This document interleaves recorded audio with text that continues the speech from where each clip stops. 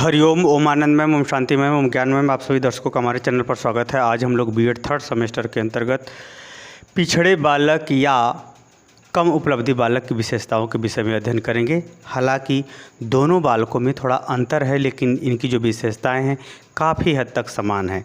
अगर हम पिछड़े बालक की बात करें तो ऐसा बालक जो सामान्य बालकों की तुलना में सीखने में, व्यवहार करने में, किसी बात को समझने में या कोई प्रशिक्षण इत्यादि संबंधी कार्यों को सीखने में पीछे रह जाता हो, तो ऐसे बालकों को जो है हम सामान्यतः क्या कहते हैं, पिछड़े बालक कहते हैं। लेकिन कम उपलब्धि अगर बालक की बात करें तो ऐसा बालक या कम उपलब्धि बालक का तात्पर्य होता है कि ऐसा बालक जो सामान्य बालकों की तुलना में शैक्षणिक क्षेत्र में कम उपलब्धि हासिल किया हो या उसका उपलब्धि स्तर शैक्षणिक रूप से सामान्य बालकों की तुलना में कम हो, तो उसे हम कहते हैं कम उपलब्धि बालक। जो कम उपलब्धि बालक होता है वो शैक्षिक दृष्टिकोण से इसके संदर्भ में विचार किया जाता है या अर्थ होता है। तो कम उपलब्धि बालक वह बालक हो जो सामान्य बालकों की तुलना में उसका शैक्षिक उपलब्धि स्तर निम्न हो, उसे हम कहते हैं कम उपलब्धि बालक। और पिछड़े बालक का तात्पर्य होता है कि शिक्षा ही नहीं, अन्य क्षेत्रों या अन्य गतिविधियों में भी वह सामान्य बालकों की तुलना में पीछे रह जाता है, उसे पिछड़े बालक कहते हैं। आइए इन दोनों की जो विशेषताएं काफ़ी हद तक, मतलब समझिए 80% से अधिक समान होती हैं, उसको हम इसलिए दोनों की विशेषताओं हम एक साथ अध्ययन करेंगे। जैसे अगर हम बात करें तो सचिन तेंदुलकर शैक्षणिक उपलब्धि से बहुत पीछे हैं, यानी कम उपलब्धि बालक हैं, परंतु खेल कूद के मैदान में वो बहुत आगे हैं। तो कहने का मतलब ये है कि पिछड़े बालक के रूप में सचिन तेंदुलकर को नहीं शामिल किया जा सकता है, कम उपलब्धि बालक के रूप में ही उनको शामिल किया जा सकता है, क्योंकि उनको जो है शैक्षणिक उपलब्धि जो है उनका कम था। कहने का तात्पर्य यह है कि कम उपलब्धि बालक सिर्फ शैक्षणिक गतिविधियों से संबंधित है और पिछड़े बालक शैक्षणिक गतिविधियों के संग संग अन्य गतिविधियों में भी सामान्य बालकों की तुलना में पिछड़े होते हैं। आइए हम लोग इसकी विशेषता की बात करें तो कम उपलब्धि बालक रहे या पिछड़े बालक रहे, उसका स्मृति स्तर यानी कोई चीज़ याद लंबे समय तक नहीं रख पाता है। पहली बात कि उसको थोड़ा याद करने में भी थोड़ी दिक्कतें आती हैं, यानी जल्दी याद नहीं होता, और याद भी होता है तो जल्दी भूल जाता है, यानी उसका स्मृति स्तर निम्न स्तर का होता है।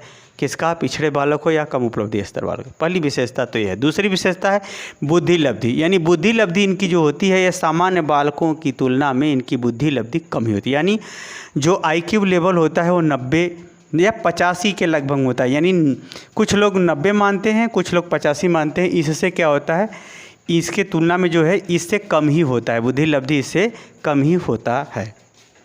और अगर हम बात करें तो तीसरी विशेषता है कि ऐसे बालक जो होते हैं सामान्यतः आलसी टाइप के होते हैं, बहुत ज़्यादा आलस करते हैं, किसी काम को हमेशा टालने की बात सोचते हैं, या फिर ऐसे बालक सुस्त रहते हैं, ज़्यादा हर काम में वो सुस्ती दिखाता है, ऐसा लगता है कि वो कहीं आते जाते हैं तो रास्ता ही उनको ढकेलता है। कहने का हमारा ये तात्पर्य है कि ये आलसी भी होते हैं और शरीर से सुस्त भी होते हैं, कोई काम समय से नियम से न करना बल्कि परिस्थितियों से विवश होकर के करने वाली प्रवृत्ति होती है। चौथे, ऐसे अगर बालकों को देखा जाए, पिछड़े बालक या कम उपलब्धि बालकों को, तो रोगग्रस्तता। अक्सर ऐसे भी बालक पाए गए हैं कि जो अस्वस्थ होने के कारण से, यानी बराबर उसका स्वास्थ्य ठीक न होने के कारण से या कोई बहुत बड़ी बीमारी होने के कारण से जो लंबे समय तक इलाज जिसका चलता हो, तो इन परिस्थितियों के कारण से भी, रोगग्रस्तता के कारण से भी ऐसे बालक जो है सामान्य बालकों की तुलना में सीखने में कोई चीज़ या शैक्षणिक उपलब्धि हासिल करने में पीछे रह जाते हैं। तो एक रोगग्रस्तता भी। अगला है समायोजन की क्षमता। ऐसे बालकों में देश काल वातावरण के अनुसार, परिस्थितियों के अनुसार स्वयं को तैयार रखना या उस परिस्थिति में स्वयं ढल जाना, इन दोनों क्षमताओं में कम होती है। ऐसी क्षमताएं क्या होती है? कम होती हैं। मानसिक रूप से भी ये क्षमता कम होती है और उनके जो है क्रियाकलाप यानी शारीरिक क्षमता भी इसके हिसाब से कम होती है। यानी देश काल वातावरण के अनुसार, जैसे किसी के यहाँ दुख पड़ा है तो वहाँ धैर्य रख करके काम करना चाहिए, तो नहीं, वहाँ दुख में इतना दुखी हो जाएगा कि वो भी उसी दुख का भागी बन जाएगा। कहने का तात्पर्य है कि समायोजन की क्षमता कम होती है, समायोजन की कम क्षमता होती है, यानी कहाँ हमें संघर्ष करना है और कहाँ हमें दुख व्यक्त करना है, इन सब गतिविधियों में वह थोड़ा उपयुक्त व्यवहार नहीं कर पाता, या देश काल वातावरण के अनुसार, सामाजिक परिस्थितियों के अनुसार, घर में विभिन्न परिस्थितियों के अनुसार वह क्या होता है, अपने आप द्वारा उचित व्यवहार नहीं प्रदर्शित कर पाता या उचित व्यवहार नहीं कर पाता है, इसीलिए भी ऐसे बालक जो है पिछड़े रह जाते हैं। अगले है निम्न रुचि स्तर। ऐसे बालकों में ये भी पाया गया है कि किसी भी चीज़ में उसकी कोई विशेष रुचि नहीं होती है, कोई विशेष रुचि नहीं होती है। भोजन बस मिल गया, कुछ भी मिल गया खा लिया, उसका अच्छा भोजन के प्रति रुचि नहीं होती। कपड़ा मिल गया तो कुछ भी पहन लिया, लेकिन उसको कोई अच्छा कपड़ा में रुचि नहीं होती। यानी उसका जो रुचि स्तर होता है, चाहे पढ़ाई को ले लीजिए, चाहे खेल कूद में भी कोई विशेष रुचि नहीं, थोड़ी मोड़ी रुचि रहेगी। उनका जो है एक प्रकार से उनकी थोड़ी मोड़ी रुचि हर चीज़ों में थोड़ा मोड़ा देखने को मिल जाती है, बहुत सारी चीज़ें उसमें नहीं भी रहती है। यानी उनका रुचि का स्तर जो है निम्न स्तर होता है। यही कारण है कि वो सीखने के लिए जिज्ञासु नहीं हो पाते, सीखने की उनके अंदर जानने की इच्छा ज़्यादा नहीं जग पाती है। आगे है ये भी विशेषता है। अगला है नकारात्मक संवेगों में रुचि। ऐसे बालक जो है, पिछड़े बालक या कम उपलब्धि बालक, हमेशा हर बात का निगेटिव उत्तर ही लगाते रहें। ये ऐसा नहीं हो सकता, ऐसा नहीं हो सकता, तुम ये नहीं कर सकते, तुम अपने तो कर नहीं पाएगा, और दूसरे के दृष्टिकोण, दूसरे का भी सही मूल्यांकन न करते हुए बल्कि नकारात्मक मूल्यांकन वो ज़्यादा करते, ये भी लक्षण पाए जाते हैं। यानी हमेशा नकारात्मक नेगेटिव संवेगों को बढ़ावा देते हैं। नेगेटिव संवेग का मतलब जैसे जब शांत रहेगा, अगर कोई इसे बार बार कहेगा तो चिढ़ना शुरू कर दें, यानी क्रोध का संवेग बढ़ता है इसके अंदर, क्रोध का संवेग बढ़ जाता है, डर का, शंका का, यानी जो एक प्रकार से घृणा का, यानी नकारात्मक जो संवेग हैं उसकी निम्न रुचियों के कारण से, निम्न समझ के कारण से बढ़ जाते हैं। यानी नकारात्मक संवेगों का विकास अत्यधिक बढ़ जाता है, जैसे क्रोध का, भय का, ये सब क्या है, नकारात्मक संवेग इसके अंदर काफ़ी बढ़ जाते हैं, जिसकी वजह से वो उपलब्धि स्तर या सीखने की प्रक्रिया सामान्य बालकों की तुलना में कम होती चली जाती है। आगे है अनुशासनहीनता। ऐसे बालक जो है सामान्यतः अनुशासनहीनता, किसी भी नियम को तोड़ने में या उस नियम से दूर भागने में बड़ी प्रसन्न रहते हैं। नियम का पालन करके कोई उपलब्धि नहीं हासिल करते चाहते, बल्कि नियम को तोड़ को शॉर्टकट उपाय अपनाना पसंद करते हैं। तो ऐसे बालक जो है अनुशासनहीनता उनके अंदर पाई जाती है, चाहे वह के व्यवहार संबंधी हो, चाहे विद्यालय संबंधी हो, चाहे घर में किसी अन्य कार्यों से संबंधित हो, तो अनुशासनहीनता ऐसे बालकों के अंदर देखी जाती है, ये भी विशेषता पाई जाती है। अगला है आत्मसम्मानहीनता। ऐसे बालक कुछ समय के बाद अपने आप को मान लेते कि हम ऐसे ही रहेंगे, हमको ऐसे ही रहना है। वह किसी से देख करके या किसी का अच्छा व्यवहार देख करके सीखने की प्रवृत्ति में नहीं आ पाते, अपने आप को ही जानबूझ करके अपने आप को छोटा बना। उनके अंदर कोई अच्छाई भी है तो उसको विश्वास आप दिलाएंगे बार बार, तब भी उसको जल्दी विश्वास नहीं होता कि हमारे अंदर ये क्वालिटी है। यानी आत्मसम्मानहीनता उसके अंदर होती है, क्योंकि वह अच्छाई को उतना करीब से नहीं परख पाता है कि वह उसको बढ़ा करके आगे स्वयं भी बढ़ जाए, ऐसा वह नहीं परख पाता है। तो ऐसे बालकों में आत्मसम्मानहीनता, हम गरीब हैं तो गरीब ही रहेंगे, हमारे पिताजी नहीं पढ़े हैं तो हम भी नहीं पढ़ेंगे, वो भी वही काम कर रहे हैं तो हम भी वही काम करेंगे। एक प्रकार से आत्मसम्मान का उत्थान न होकर के आत्मसम्मान को और गिराने की प्रवृत्तियां पाई जाती है, ये भी उनके अंदर विशेषता पाई। अगला है उत्तरदायित्वहीनता। कोई काम दे दो तो वह टालने लगता है, इधर उधर झूठ बोलना शुरू करता है, आज का कल, कल का परसों करने लगता है।